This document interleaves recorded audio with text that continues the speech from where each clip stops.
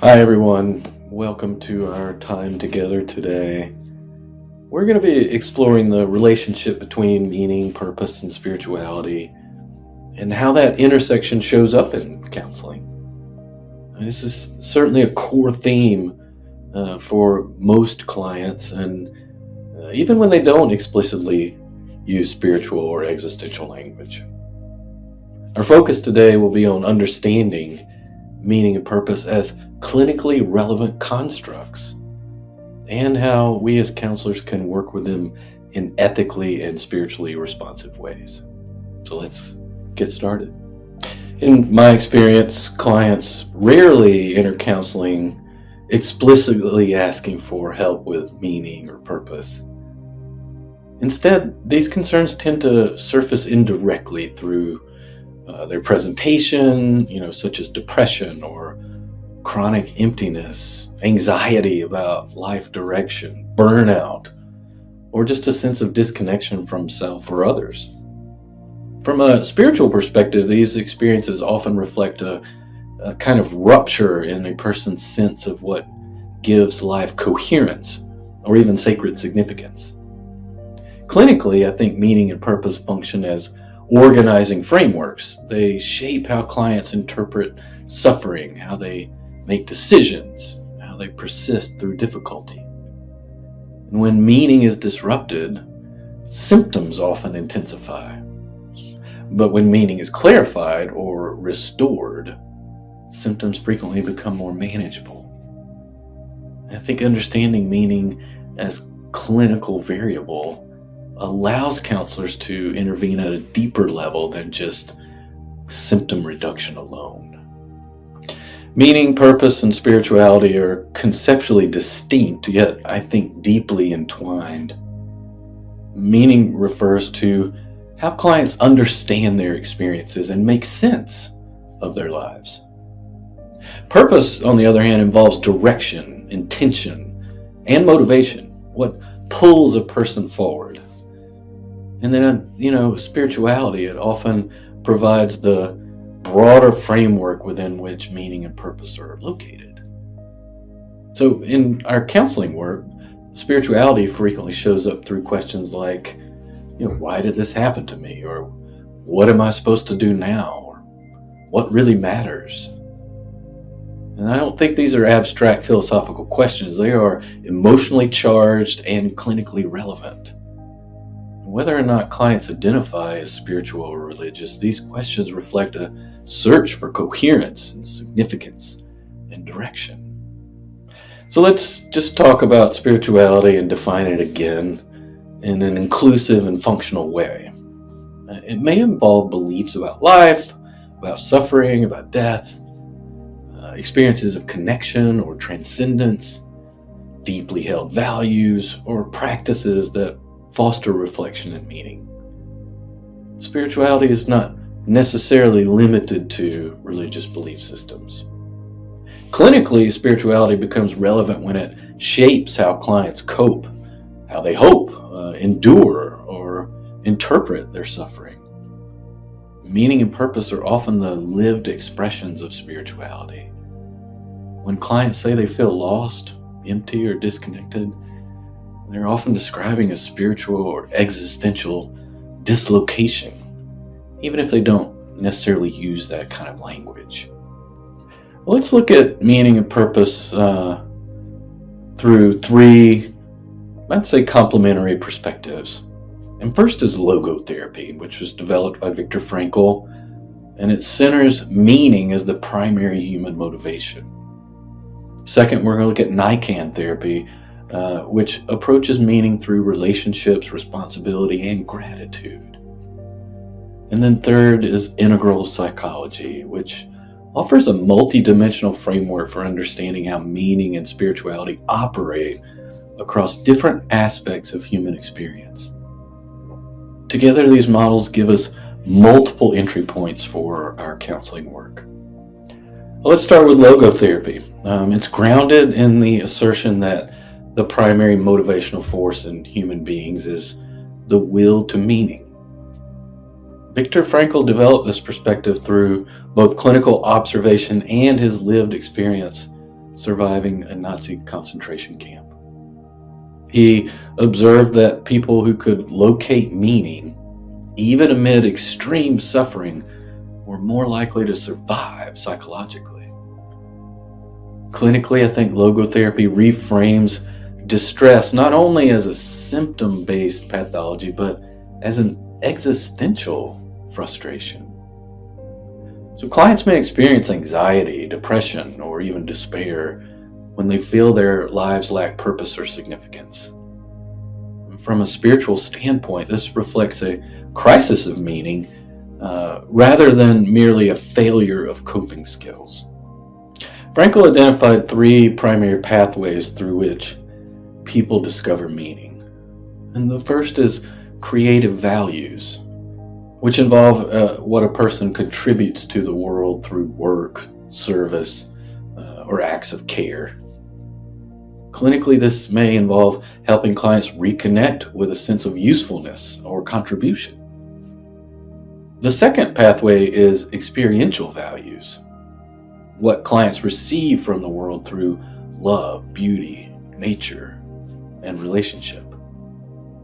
Spiritually, this pathway emphasizes presence and receptivity. And the third pathway is attitudinal values, which concern the stance a person takes towards unavoidable suffering.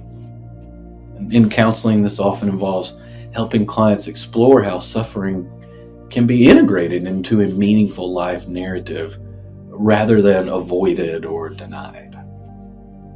Although logotherapy is not explicitly religious, it does rest on a spiritual assumption. And that's that humans possess the freedom to choose their attitude toward life, even under constraint. This affirms client agency, dignity, and spiritual capacity. In counseling, this perspective invites exploration of values, of conscious responsibility and purpose. The counselor doesn't supply the meaning, but creates a space in which clients can encounter it.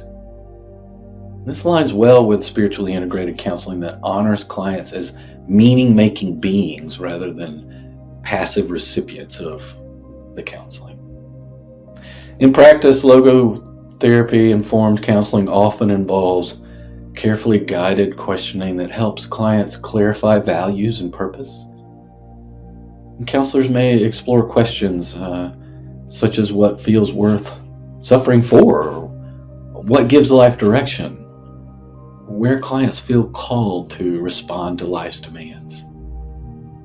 Clinically, I think this approach is especially relevant when clients feel stuck or hopeless or just overwhelmed by circumstances that they can't change. Spiritually, it supports clients in reframing suffering as something that can be held with meaning rather than just erased. Nikan therapy approaches meaning not as an individual achievement, but as something that arises within relationships. It's rooted in Buddhist philosophy, and Nikan emphasizes interdependence, responsibility, and gratitude. From a clinical perspective, Nikan challenges the assumption that personal fulfillment comes primarily from having one's needs met.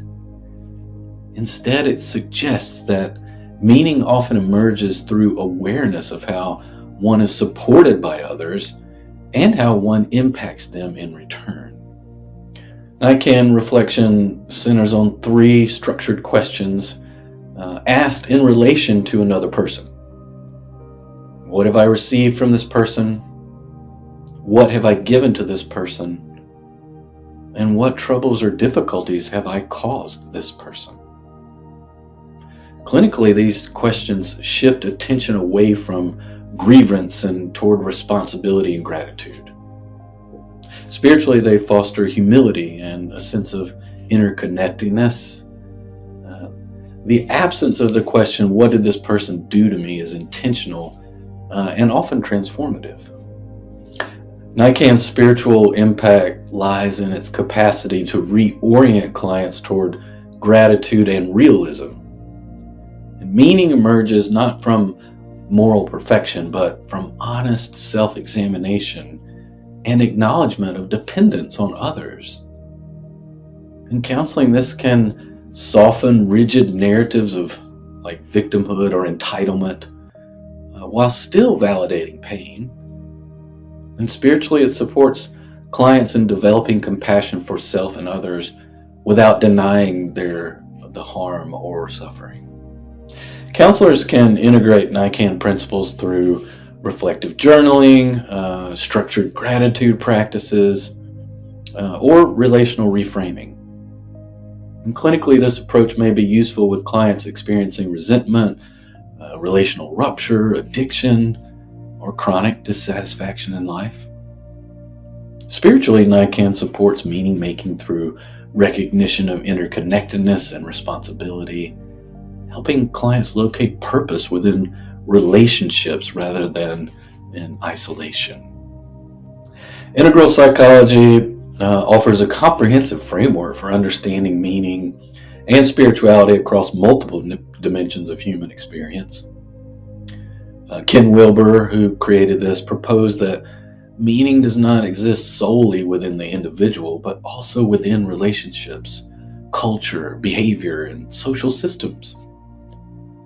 Clinically, this perspective helps counselors avoid reducing spiritual or existential distress to a single cause. Meaning may be disrupted internally, relationally, culturally, or systematically. And effective counseling attends to these multiple layers.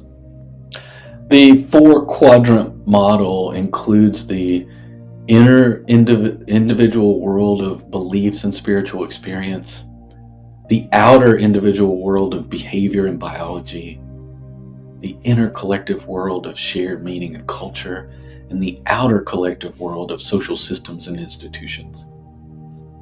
I think in counseling, this model invites exploration of where meaning is supported and where it's constrained. Client may experience strong personal spirituality while feeling culturally or systemically disconnected, or vice versa. Integral psychology emphasizes that spiritual development is not uniform. Clients differ in developmental readiness, spiritual language, and certainly tolerance for ambiguity.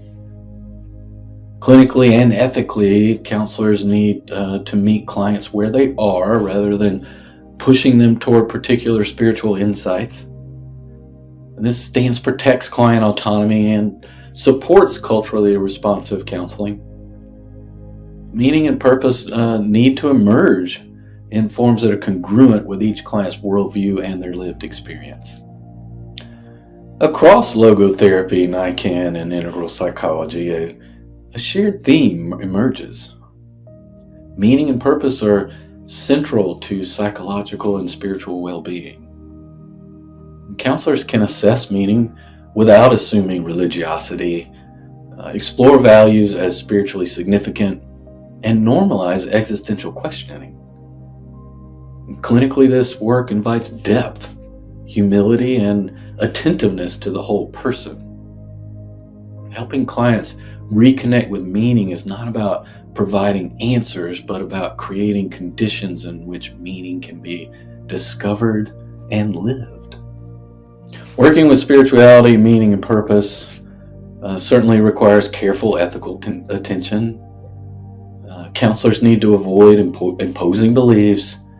They need to remain culturally responsive and ensure that meaning making serves the client's goals rather than the counselor's worldview.